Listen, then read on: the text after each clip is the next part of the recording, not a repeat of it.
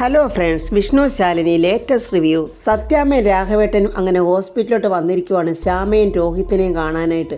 അപ്പോൾ സത്യാമ്മ നോക്കുമ്പോൾ ധന്യ ഡോക്ടറും ശ്യാമയും കൂടെ സംസാരിക്കുന്നു. ശ്യാമയുടെ പ്രസവം എടുത്ത ധന്യ ഡോക്ടറാണല്ലോ ആ നിൽക്കുന്നത്. എന്താണ് അവർ ഇത്ര കാര്യമായിട്ട് സംസാരിക്കുന്നത് എന്നൊക്കെ ഇങ്ങനെ നമ്മുടെ സത്യാമ്മ ശ്രദ്ധിക്കുമ്പോൾ ഇരട്ടക്കുട്ടികളെ പ്രസവിച്ച കാര്യമൊക്കെയാണ് പറയുന്നത്. രണ്ടുപേരും ഇപ്പോഴും രണ്ടിടത്ത് തന്നെയാണ് വളരുന്നതല്ലേ, സത്യാമ്മയ്ക്ക് ഇപ്പോഴും സംശയമൊന്നും തോന്നിയിട്ടില്ലല്ലോ എന്നൊക്കെ ഡോക്ടർ ചോദിക്കുന്നുണ്ട്. സത്യാമ്മ ശരിക്കും ശ്രദ്ധിക്കുന്നുണ്ട് അവരെന്താ പറയുന്നതെന്ന്.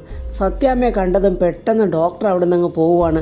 ശ്യാമയുടെ മുഖത്തും വല്ലാത്ത ഒരു പരിഭ്രമം. ഇതിലെന്തൊക്കെയോ രഹസ്യങ്ങൾ മറിഞ്ഞിരിക്കുന്നുണ്ടല്ലോ എന്ന് അപ്പം തന്നെ നമ്മുടെ സത്യാമ്മയ്ക്ക് മനസ്സിലായി. സത്യാമ്മ അങ്ങനെ ശ്യാമയുടെ അടുത്തോട്ട് വന്നിട്ട് ചോദിക്കുന്നു, അതാ ധന്യ ഡോക്ടർ അല്ലേ നിന്റെ പ്രസവം എടുത്ത ഗൈനക്കോളജിസ്റ്റ്? ശ്യാമ പറയുന്നുണ്ട് അതേ സത്യാമ്മ എന്ന് പറയുന്നെങ്കിലും ശ്യാമയുടെ മുഖത്ത് അതേ പരിഭ്രമം തന്നെ കാണുന്നുണ്ട്. സത്യാമ്മ അങ്ങനെ അന്ന് ശ്യാമ പ്രസവിച്ച ദിവസത്തെ കാര്യങ്ങളൊക്കെ ഇങ്ങനെ ഓർക്കുവാണ്. ധന്യ ഡോക്ടർ വന്ന് ശ്യാമ പ്രസവിച്ചെന്ന് പറഞ്ഞ കാര്യങ്ങളൊക്കെ സത്യാമ്മ ഇങ്ങനെ മനസ്സിൽ ഓരോന്നായിട്ട് ഓർത്തെടുക്കുവാണ്. അവരെന്തുവാ ശ്യാമയെ ഇരട്ടക്കുട്ടികളുടെ കാര്യം പറഞ്ഞത് അറിയത്തില്ലെന്നുമൊക്കെ, അതെന്തുവാ പറഞ്ഞത് എന്നിങ്ങനെ സത്യാമ്മ ചോദിക്കുമ്പോൾ ശ്യാമയാകെ വിറയ്ക്കുന്നുണ്ട്. പക്ഷേ അത് ശ്യാമ പുറത്ത് കാണിക്കാതെ അഡ്ജസ്റ്റ് ചെയ്ത് നിൽക്കുന്നുണ്ട്. ശ്യാമയ്ക്ക് സത്യാമ്മയുടെ മുഖത്ത് നോക്കി കള്ളം പറയാനും പറ്റുന്നില്ല. ശ്യാമ ഒരു പിടികൊടുക്കാത്ത രീതിക്ക് ഇങ്ങനെ പറയുവാണ്, അത് ഡോക്ടറുടെ ഏതോ ഒരു പേഷ്യൻറ്റിൻ്റെ കാര്യം പറഞ്ഞതാണ്. ഇരട്ടക്കുട്ടികളാ പിറന്നതെന്ന്, ആ കുഞ്ഞുങ്ങളെ നോക്കാൻ ആരുമില്ലെന്നൊക്കെയാണ് പറയുന്നത്. ഇരട്ടക്കുട്ടികൾ പിറന്നാൽ പിന്നെ അങ്ങനെയാണല്ലോ, ഇവിടെ ഇപ്പോൾ ഒരു കുഞ്ഞിനെ തന്നെ നോക്കുന്ന വലിയ കഷ്ടത്തിലാണ് എന്നൊക്കെ ഇങ്ങനെ ശ്യാമ തട്ടി വിടുവാണ് ഓരോ കഥകൾ. പക്ഷേ നമ്മുടെ സത്യാമ്മ ശ്യാമയുടെ മുഖത്ത് നോക്കുമ്പോൾ സത്യാമ്മയ്ക്ക് മനസ്സിലാകുന്നുണ്ട് ഇതെന്തൊക്കെയോ കള്ളത്തരമാണല്ലോ ഇവള് പറയുന്നത്, ഇത് പറയുന്നത് പകുതിയോളം സത്യമേ ഉള്ളല്ലോ എന്നൊക്കെ സത്യാമ്മയ്ക്ക് തന്നെ മനസ്സിലാകുന്നുണ്ട്. അല്ല ശ്യാമ, ആ ഡോക്ടർ എന്താ എന്നെ കണ്ടിട്ട് മുഖം പോലും തരാതെ അങ്ങ് എളുപ്പം അങ്ങ് പോയത് എന്ന് ചോദിക്കുമ്പോൾ ശ്യാമ വീണ്ടും വിറയ്ക്കുന്നുണ്ട്. അവൾ പറയുക, അത് ഡോക്ടർക്ക് ആരോ പേഷ്യൻറ്റിനെ പെട്ടെന്ന് നോക്കണം അതുകൊണ്ടങ്ങ് പോയതാ. പെട്ടെന്ന് ശ്യാമ വീണ്ടും പറഞ്ഞു, സത്യാമ്മ എന്നെ ഡിസ്ചാർജ് ചെയ്ത് ഇനി ഡ്രസ്സ് ചെയ്താൽ മതി, ഞാൻ ഡ്രസ്സ് ചെയ്യാനായിട്ട് പോവാണ്, ബാ സത്യാമ്മ നമുക്ക് അങ്ങോട്ട് പോകാം എന്നും പറഞ്ഞ് ശ്യാമ ധൃതി പിടിക്കുന്നുണ്ട്. ശ്യാമ എന്നിട്ട് അവിടെയൊക്കെ തിരിഞ്ഞ് നോക്കുന്നുണ്ട് ഡോക്ടർ പോയോ ഇല്ലയോ എന്ന്. അതും സത്യാമ്മ ശ്രദ്ധിക്കുന്നുണ്ട്. ഇതിലെന്തൊക്കെയോ രഹസ്യമുണ്ടെന്ന് ഒന്നുകൂടെ നമ്മളെ സത്യാമ്മ ഉറപ്പുവരുത്തുവാണ്. ഞാൻ അറിയാത്ത എന്തൊക്കെയോ കാര്യങ്ങൾ ഇവിടെ നടന്നിട്ടുണ്ട്, അത് ഇവൾക്കും അറിയാം ആ ഡോക്ടർക്കും അറിയാം, അതുകൊണ്ട് തന്നെയാണ് ആ ഡോക്ടർ മുഖം തരാതെ അങ്ങ് പോയത് എന്ന് സത്യാമ്മ ഇങ്ങനെ മനസ്സിൽ ചിന്തിച്ചുകൊണ്ട് നിൽക്കുവാണ്. സത്യാമ്മ എന്തോ ആലോചിക്കുവാണല്ലോ എന്ന് മനസ്സിലാക്കിക്കൊണ്ട് ശ്യാമ സത്യാമ്മ എന്തോ ആലോചിച്ചുകൊണ്ട് നിൽക്കുന്നത്, വാ നമുക്കിവിടെ നിന്ന് പോകാം എന്നും പറഞ്ഞ് ധൃതി പിടിക്കുവാണ്. അപ്പോൾ സത്യാമ്മ പറയുന്നുണ്ട്, ആ ഡോക്ടറെ ഞാനൊന്നും കണ്ടില്ലല്ലോ, അത് പിന്നെ കാണാം, സത്യാമ്മ വാ നമുക്കിവിടെ നിന്ന് എങ്ങനെങ്കിലും പോയാൽ മതി, ദാണ്ട് അവരൊക്കെ നമ്മളെ അവിടെ വെയിറ്റ് ചെയ്ത് നിൽക്കുമായിരിക്കും, വാ നമുക്ക് പോകാം എന്നും പറഞ്ഞ് രാഘവേട്ടനെയും സത്യാമ്മയും വിളിച്ചുകൊണ്ട് ശ്യാമ രോഹിത്തിൻ്റെ അടുത്തോട്ട് പോവുകയാണ്. ശ്യാമയോടൊപ്പം സത്യാമ്മ പോകുന്നുണ്ടെങ്കിലും ഇന്ന് എങ്ങനെ ഞാൻ ഡോക്ടറെ കാണും എന്നിങ്ങനെ സത്യാമ്മ മനസ്സിൽ ഉറപ്പിച്ചു കഴിഞ്ഞു. ഈ സമയം കുടുംബശ്രീ ഹോട്ടലിൽ ഭക്ഷണം കഴിക്കാനായിട്ട് ആൾക്കാരൊക്കെ വന്നിട്ടുണ്ട്. അവർക്കൊക്കെ നമ്മുടെ ശാരദാമ്മയും ശാന്തയുടെ ഭക്ഷണങ്ങളൊക്കെ കൊടുക്കുകയും ചായ കൊടുക്കുകയും ഒക്കെ ചെയ്യുന്നുണ്ട്. ആ സമയത്ത് അനൂപ് അങ്ങോട്ട് കയറി വന്നിട്ട്, ശാരദാമ്മ ഇവിടെ വെച്ചാണോ ആ നസീർ മരിച്ചത് എന്ന് ചോദിക്കുമ്പോൾ ശാരദാമ്മ അങ്ങ് ഞെട്ടിപ്പോയി. എന്തുവാടാ നീ പറഞ്ഞത് എന്നും പറഞ്ഞ് ശാരദാമ്മ അനൂപിനെ വിളിച്ചുകൊണ്ട് പെട്ടെന്ന് പുറത്തോട്ടങ്ങ് ഇറങ്ങുവാണ്. ശാരദാമ്മ നസീർ മരിച്ചത് ഇവിടെ വെച്ചാണെന്ന് അവരൊക്കെ തീർച്ചപ്പെടുത്തി. ശാരദാമ്മ എന്നോട് പറ, ശാരദാമ്മയുടെ കയ്യിൽ എന്തെങ്കിലും കയ്യബദ്ധം പറ്റിയോ? പെട്ടെന്നുള്ള അനൂപിൻ്റെ ചോദ്യത്തിൻ്റെ മുന്നിൽ ശാരദാമ്മയ്ക്ക് ഒന്നും പറയാനും പറ്റുന്നില്ല. ശാരദാമ്മ ചോദിക്കുന്നത്, അനൂപേ നീ എന്തൊക്കെയാണ് ഈ പറയുന്നത്? നിനക്ക് വേണ്ടിയിട്ടാണ് ഞങ്ങൾ ഈ കഷ്ടപ്പാട് മുഴുക്കെ അനുഭവിക്കുന്നത്. ഇതിനിതൊക്കെ എന്ത് തെറ്റാണ് ഞങ്ങൾ നിന്നോട് ചെയ്തത് എന്ന് നീ ആ പെൺകുട്ടി ആ 100 കൊണ്ട് ഈ വീട്ടിൽ കയറി വന്നു അന്ന് തുടങ്ങിയ കഷ്ടകാലമാണ്. അന്ന് മുതൽ പോലീസുകാരും അവിടെ ആൾക്കാരും വന്ന് കയറി ഇറങ്ങി ഞങ്ങളെ ക്വസ്റ്റ്യൻ ചെയ്യുവാണ്. അവർ ചോദിക്കുന്നതിനൊക്കെ ഞങ്ങൾ സമാധാനം പറയുന്നതുകൊണ്ട് പിന്നെ അവർ ഓരോരോ കാര്യങ്ങൾ ഇങ്ങനെ ഊഹിച്ചങ്ങ് എടുക്കുക. അതിപ്പോൾ നമ്മളെന്ത് ചെയ്യാൻ പറ്റും? അവരുറപ്പിച്ച് പറയുവാണ് ശാരദാമ്മ, നസീർ ഇവിടെ വന്നിട്ടുണ്ടെന്ന്. അവൻ ഇവിടെ വന്നിട്ട് അവൻ ഫോൺ ചെയ്യുകയും ചെയ്തിരുന്നു, അവൻ വേറെ എങ്ങും പോകാൻ ചാൻസ് ഇല്ല എന്നൊക്കെയാണ് അവർ തീർത്ത് പറയുന്നത്. എടാ അനൂപെ, അവൻ കുഴപ്പക്കാരനാണ്, അവന് പലവിധ കൂട്ടുകെട്ടുകളും ഒക്കെ ഉള്ളതാ. അപ്പോഴവിടെ എവിടെയെങ്കിലും പോയി അവൻ എന്തെങ്കിലും സംഭവിച്ചിട്ടുണ്ടാവും, അതിന് നമ്മളെന്ത് ചെയ്യാനാ? അവരെന്നെ കെട്ടിയിട്ട് കണ്ടമാനം ഉപദ്രവിച്ച് ഞാൻ ആ നസീറിനെ കൊന്നതെന്നും പറഞ്ഞ്. അതുകൊണ്ടാ ശാരദാമ്മ ഞാൻ ചോദിക്കുന്നത്, എന്തെങ്കിലും കയ്യബദ്ധം ഇവിടെ വെച്ച് ആർക്കെങ്കിലും അവനിൽ ഉണ്ടായോ? പെട്ടെന്ന് ശാരദാമ്മ, എടാ നീ ഒന്നും കഴിച്ചു കാണത്തില്ലല്ലോ, നീ വന്നേ, നിനക്കെന്തെങ്കിലും കഴിക്കാൻ എടുക്കട്ടെ എന്നൊക്കെ ശാരദാമ്മ ചോദിക്കുവാണ്. നസീറിൻ്റെ കൊലപാതകത്തിൽ അവർ വിഷ്ണുവേട്ടനെ സംശയിക്കുന്നുണ്ട്. അത് കേട്ട് ശാരദാമ്മ അങ്ങ് ഞെട്ടിപ്പോയി. അയ്യോ, വിഷ്ണുവിനെയോ? അവരെന്തിനാടാ വിഷ്ണുവിനെ സംശയിക്കുന്നത്? അവൻ ഒരു തെറ്റും ചെയ്തിട്ടില്ലല്ലോടാ. അത് സത്യാമ്മ അന്ന് 100 രക്ഷിച്ചുകൊണ്ട് പോകാൻ വേണ്ടി വിഷ്ണുവേട്ടൻ ഇവിടെ വന്നല്ലോ. അപ്പോൾ വിഷ്ണുവേട്ടൻ്റെ കയ്യിൽ നിന്ന് എന്തെങ്കിലും അബദ്ധം പറ്റി കാണും. വിഷ്ണുവേട്ടനായിരിക്കും നസീറിനെ കൊന്നത് എന്നൊക്കെയാണ് അവർ പറയുന്നത്. നസീറിൻ്റെ ബാപ്പയുടെ ഗുണ്ടകൾ എന്നെ ഒരുപാട് ഉപദ്രവിച്ച് ശാരദാമ്മ. അപ്പോഴവരെന്തുവായാലും വിഷ്ണുവേട്ടനെയും പൊക്കും. വിഷ്ണുവേട്ടനൊന്ന് സൂക്ഷിച്ചോണം, അതുകൂടെ പറയാനാണ് ഞാൻ വന്നത്. എൻ്റെ ഈശ്വര, ഒരു തെറ്റും ചെയ്യാത്ത എൻ്റെ വിഷ്ണു ഇതിൽ ശിക്ഷിക്കപ്പെടുവോ എന്നിങ്ങനെ ഫൈന് നിൽക്കുവാണ് ശാരദാമ്മ. ആ സമയത്ത് അനൂപിന് ബാലചന്ദ്രൻ്റെ ഫോൺ കോൾ വരുന്നുണ്ട്. അങ്ങനെ അനൂപും അവൻ്റെ ബാലേന്ദ്രൻ മാമനോട് സംസാരിച്ചുകൊണ്ട് നിൽക്കുമ്പോൾ ശാരദാമ്മ വിചാരിക്കുക, ദൈവമേ, ഒരു തെറ്റും ചെയ്യാത്ത എൻ്റെ കുഞ്ഞ്, എൻ്റെ വിഷ്ണുവിനെ എങ്ങനെയാണ് ഇതിൽ നിന്ന് ഞാൻ രക്ഷിക്കുന്നത് എന്നിങ്ങനെ ആലോചിക്കുവാണ് ശാരദാമ്മ. ഹോസ്പിറ്റലിൽ ശ്യാമ ഇങ്ങനെ ബെഡിൽ ഇരിക്കുവാണ്. രാഘവേട്ടനും സത്യാമ്മയും അടുത്ത് തന്നെ ഇരിപ്പുണ്ട്.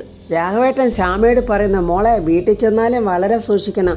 അതേ പപ്പിയുടെ കാര്യമൊക്കെ നോക്കുന്നത് അച്ഛാ അമ്മ തന്നെ. ഇപ്പോൾ ഈ സാഹചര്യത്തിൽ പിന്നെ പറയണ്ടല്ലോ, അമ്മ എല്ലാ കാര്യങ്ങളും നല്ലതുപോലെ നോക്കിക്കോളൂ അച്ഛാ. അങ്ങനെ രാഘവേട്ടനെ ശ്യാമയും സംസാരിക്കുമ്പോഴും സത്യാമ്മയുടെ മനസ്സിൽ ഡോക്ടർ ആ സംസാരിച്ച കാര്യങ്ങൾ തന്നെയാണ് ചിന്തിക്കുന്നത്. വേറെ ഏതോ ഇരട്ടക്കുട്ടികളുടെ കാര്യമൊന്നും ആയിരിക്കില്ല ഡോക്ടർ പറഞ്ഞത്. ഇതിലെന്തൊക്കെ ഇവൾ എന്നിൽ നിന്ന് മറയ്ക്കുന്നുണ്ട് എന്നൊക്കെ സത്യാമ്മ വീണ്ടും ചിന്തിച്ചുകൊണ്ടിരിക്കുവാണ്. എന്തുവാ സത്യാമ്മ ആലോചിക്കുന്നതെന്നിങ്ങനെ ശ്യാമ ചോദിക്കുമ്പോൾ സത്യാമ്മ പറയുന്നു, ഒന്നുമില്ല, ബില്ലടയ്ക്കാൻ പോയ രോഹിത്തിനെ കണ്ടില്ലല്ലോ, അതിങ്ങനെ നോക്കുമായിരുന്നു. അത് ഫാമയെ ആശുപത്രിയിലുള്ള കാര്യമല്ലേ, കൂട്ടിയും കിഴിച്ചും ഒക്കെ കണക്കൊക്കെ അവർക്ക് അങ്ങോട്ട് നോക്കണ്ടേ.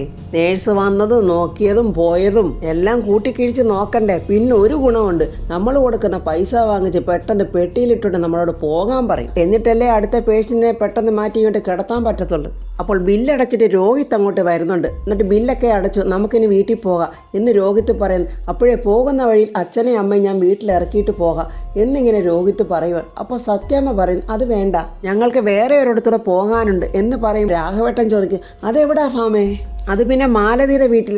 അത് ഫാമേ, നീ വീട്ടിൽ നിന്ന് ഇറങ്ങുമ്പോൾ അതൊന്നും പറഞ്ഞില്ലല്ലോ, ഇവിടെ വന്നിട്ടാണോ ഇപ്പോൾ മാലതിയുടെ വീട്ടിൽ പോകേണ്ടത്? അതിന് രാഘവേട്ട, ഇന്നത്തെ ദിവസം തന്നെ ഇവർ ഡിസ്ചാർജ് ആകുമെന്ന് നമ്മൾ അറിഞ്ഞോ? എന്തായാലും നമ്മൾ ഇന്നിറങ്ങി, അതുകൊണ്ട് അവിടെ കൂടെ കയറിയിട്ട് അങ്ങ് പോകാം. സത്യാമ്മ അങ്ങനെ പറഞ്ഞത് കേട്ടപ്പോൾ ശ്യാമയുടെ മനസ്സിലൊരു സംശയം, എന്താ സത്യാമ്മ പെട്ടെന്ന് അങ്ങനെ പറഞ്ഞത്? പക്ഷെ അതിനെക്കുറിച്ചൊന്നും പിന്നെ ശ്യാമ ചിന്തിക്കുന്നില്ല.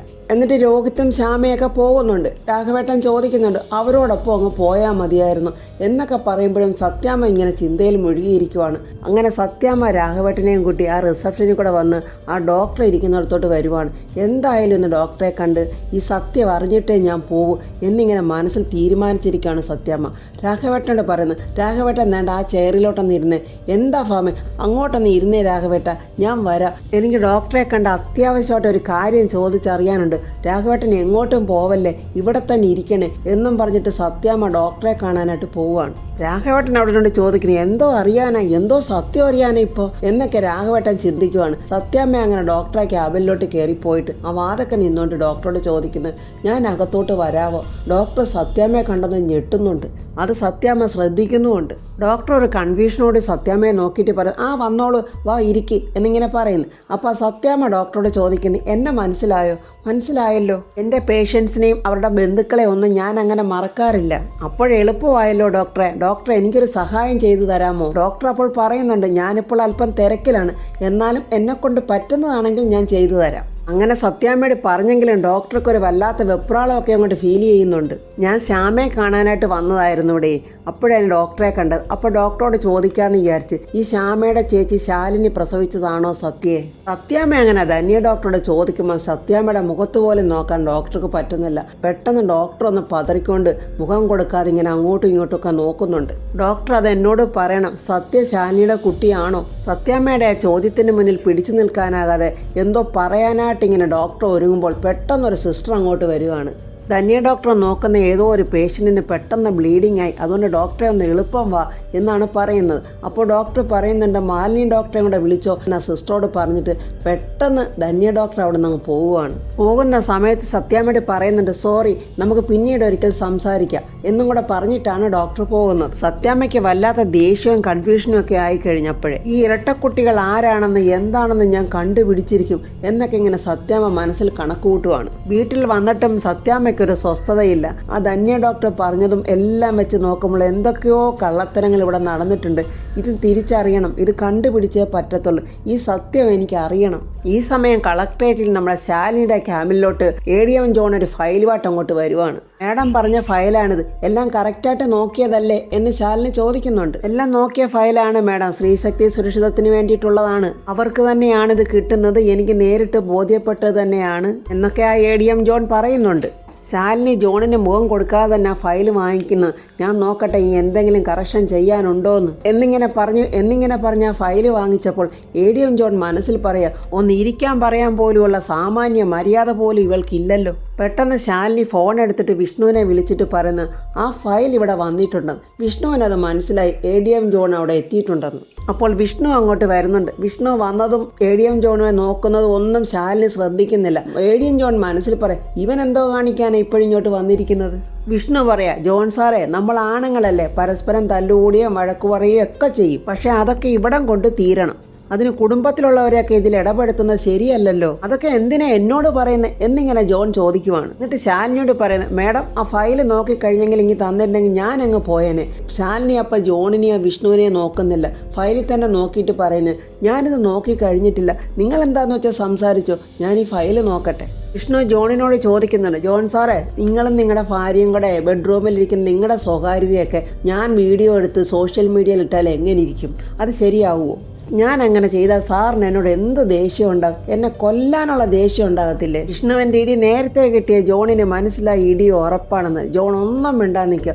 എന്നാൽ സാറേ, എനിക്ക് ആ ഒരു ദേഷ്യമുണ്ട്, അതുകൊണ്ട് സാറിന് എന്നോടൊന്നും തോന്നരുത്, എനിക്ക് സഹിക്കാൻ പറ്റാത്തതുകൊണ്ട് എന്നും പറഞ്ഞ് ജോണിൻ്റെ ചെവിക്കുറ്റി നോക്കി അടിച്ച് പറിക്കുവാണ് വിഷ്ണു. നമ്മുടെ വിഷ്ണുവിൻ്റെ അടിയല്ലേ, എങ്ങനെ ഇരിക്കുമെന്ന് പറയേണ്ട കാര്യമില്ലല്ലോ. അടി കൊണ്ട് ജോൺ ആ കസേരയുടെ പുറത്തോട്ട് വീഴുന്നുണ്ട്.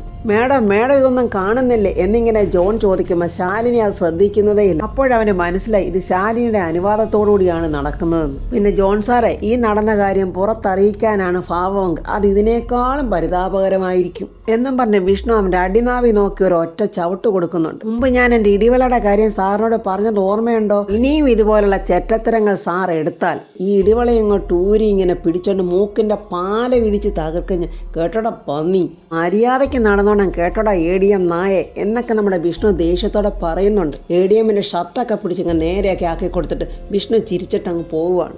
ഇടിയും തൊഴിയൊക്കെ കൊണ്ട് ജോൺ ഇങ്ങനെ പേടിച്ച് വിറച്ച് നിൽക്കുവാണ്. അപ്പോൾ ശാലിനി ആ ഫയൽ കൊടുത്തിട്ട് പറഞ്ഞു, ഞാൻ ഇതെല്ലാം നോക്കിക്കഴിഞ്ഞ്, ഇതിനകത്ത് മിസ്റ്റേക്ക് ഒന്നുമില്ല, പെർഫെക്റ്റ്ലി കറക്റ്റ്. ജോൺ അങ്ങനെ ഫയൽ വാങ്ങിയിട്ട് ശാലിനിയെ തന്നെ നോക്കിക്കൊണ്ട് മനസ്സിൽ പറയുന്നു, ഇതിന് ഞാൻ പകരം തന്നിരിക്കുവടി എന്നുള്ള ഒരു നോട്ടം കണ്ടപ്പോൾ ശാലിനി പറഞ്ഞു ഗെറ്റ് ഔട്ട് എന്ന് പറഞ്ഞ് പേന ഇങ്ങനെ കയ്യിലിട്ട് കറക്കുവാണ്. അപ്പോൾ ഫ്രണ്ട്സ്, ADM ജോൺ ചുമ്മാതിരിക്കത്തില്ല. അവൻ ശാലിനിയെയും വിഷ്ണുവിനെയും വീഴ്ത്താനുള്ള എന്തെങ്കിലും ചതിപ്രയോഗം നടത്തും. നസീറിനെ കൊന്ന കുറ്റം വിഷ്ണുവിൻ്റെ തലയിൽ വീഴുമോ എന്ന് പേടിച്ച് ശാരദാമ്മ ആ കുറ്റങ്ങളൊക്കെ ഏറ്റുപറയുമോ എന്നൊക്കെയുള്ള റിവ്യൂമായി നമുക്ക് നാളെ കാണാം. എൻ്റെ ഈ റിവ്യൂ ഇഷ്ടപ്പെട്ട ലൈക്കും കമൻസും, സബ്സ്ക്രൈബ് ചെയ്യാത്തവർ സബ്സ്ക്രൈബ് ചെയ്യണേ.